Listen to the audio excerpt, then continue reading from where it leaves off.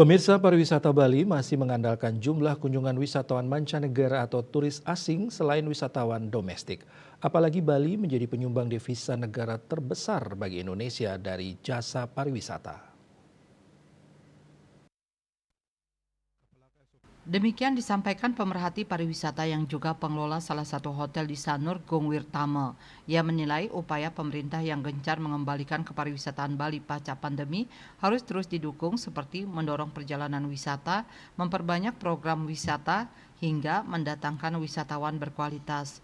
Ia menilai selain dari sisi kualitas wisatawan, pemerintah daerah dan pelaku usaha di sektor pariwisata perlu menyiapkan pengembangan infrastruktur agar prima menyambut para pelancong. Sebelumnya, pemerhati ekonomi dari Undiknas University Ide Bagus Rakeswardana menyebutkan ada beberapa langkah yang perlu dilakukan untuk momentum pariwisata Bali bangkit, di antaranya sosialisasi dan promosi guna menjaring turis berkualitas. Selain itu, mewujudkan keamanan dan kenyamanan wilayah karena pariwisata memerlukan suasana yang kondusif. Sementara itu, Kepala BPS Bali Endang Retno Sri Subiandani di Denpasar pada awal April 2024 mengatakan jumlah penerbangan pada bulan Februari 2024 tercatat turun 9,00% dibandingkan bulan sebelumnya. Jumlah keberangkatan penerbangan internasional tercatat sebanyak 2.762 penerbangan, turun dari bulan sebelumnya yang tercatat sebanyak 3.035 penerbangan.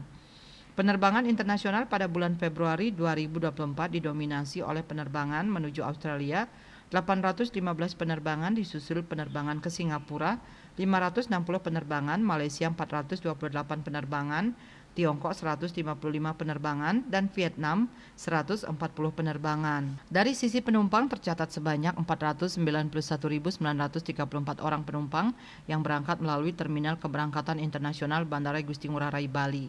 Kondisi ini mengalami penurunan sebesar 6,24% dibandingkan pada Januari 2024 yang tercatat sebanyak 524.666 orang penumpang. Keberangkatan penumpang didominasi oleh tujuan keberangkatan.